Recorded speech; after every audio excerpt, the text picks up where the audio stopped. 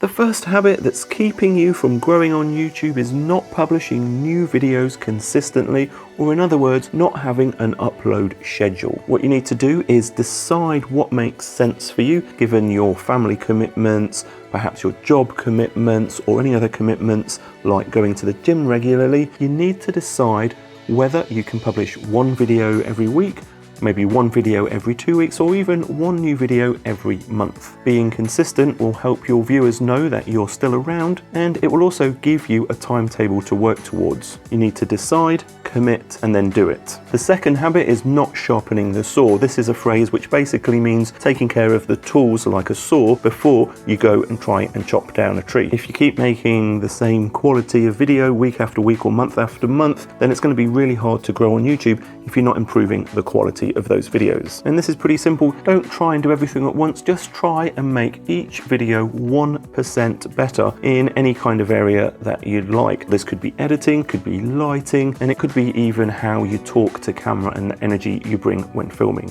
Make time to learn and practice and get better at what you do, like learning how to edit quickly in DaVinci Resolve by getting my DaVinci Resolve editing field guide, link in the description. The third habit holding you back is not taking enough time focusing on the packaging of your video. By packaging, we're talking about mainly thumbnail and title. I find thumbnails probably the most challenging part of releasing YouTube videos, but I'm trying to get 1% better at it each video. You need people to click on the video in the first place, otherwise they're never even going to be able to watch what you've created. Habit 4 is not writing down video ideas when you first think of them. This could be in a small paper notebook that you carry around, or a notes app that you have on your phone. Trust me, if you don't write the idea down as soon as it pops into your brain, you will forget it. Habit 5 is related to ideas, and that's the habit of just making whatever video pops into your head next. Instead, what you need to do is look at your list of video ideas and choose a video to make next that's most likely to grow your channel. This could mean making a video on a hot topic that's currently trending, or a video that appeals to quite a wide audience but still related to the subject matter that your channel's all about, or a gap in a smaller niche maybe, but where the existing videos are either too long or not very well explained, or they're somehow of lower quality. Everyone has limited time, even if you're full-time, so you want to choose the ideas that are most likely to grow your channel the quickest. Habit 6 that will really prevent you from growing in the long term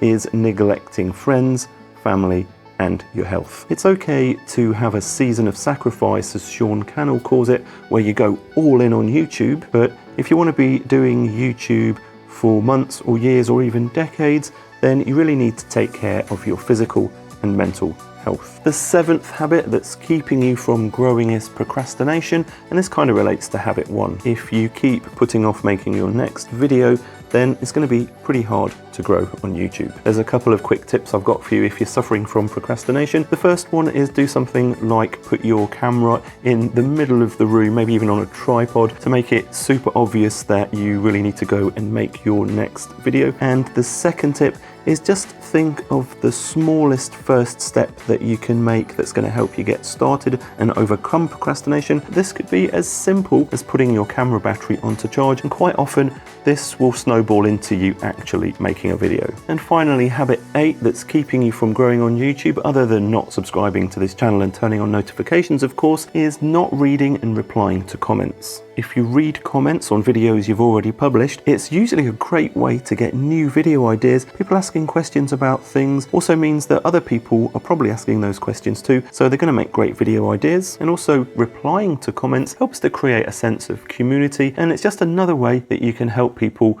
that are supporting your channel.